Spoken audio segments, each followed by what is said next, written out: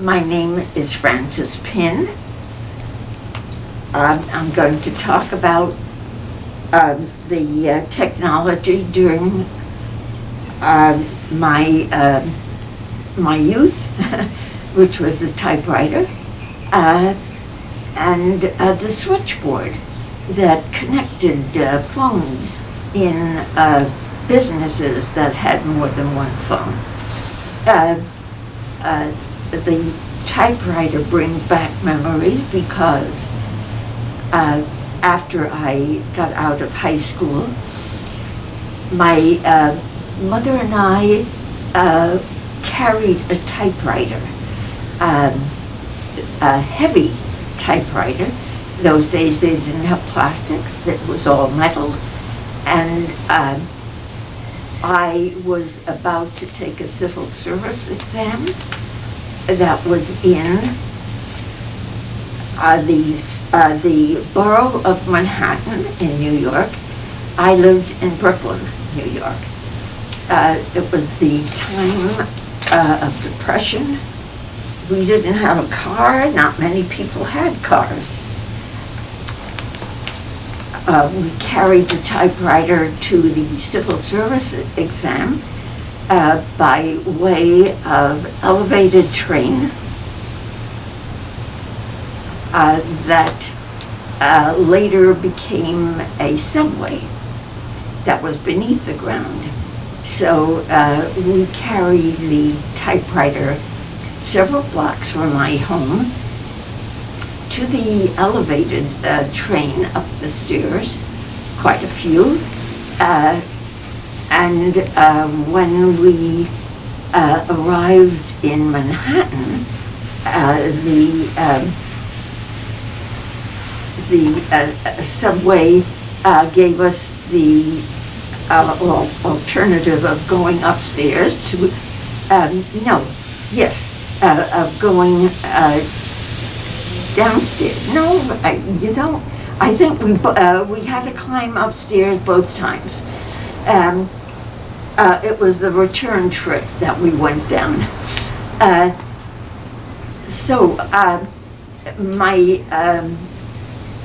My mother waited for me while I took the exam that was to take me to Washington, D.C. just before war was declared, where the intention at that time was to join the European countries in their war against Hitler, against Germany, but we delayed and built up our armaments somewhat. I guess our intention was to delay as much as possible. But I passed the civil service exam and went to work in Washington, D.C. At the Board of Economic Warfare. That took me to the next step in my high school, after high school days.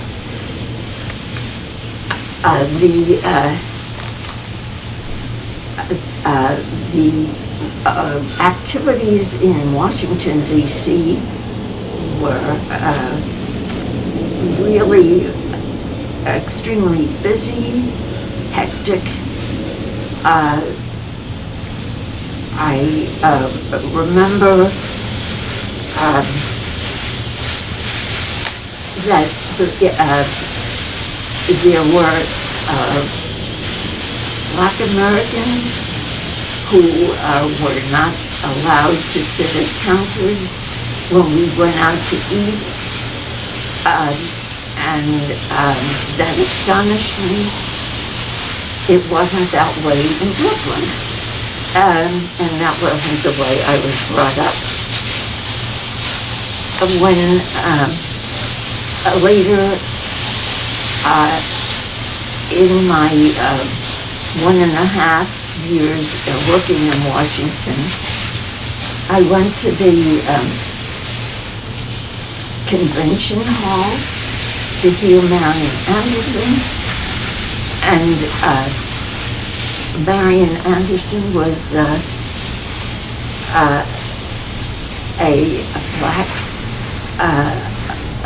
American opera singer who was very famous at that time, who was a marvelous singer.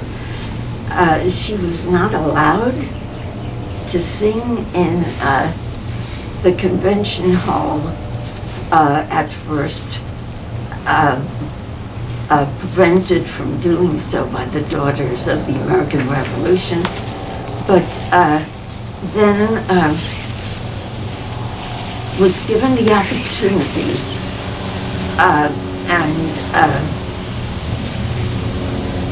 and did sing, and I happened to be fortunate enough to be there.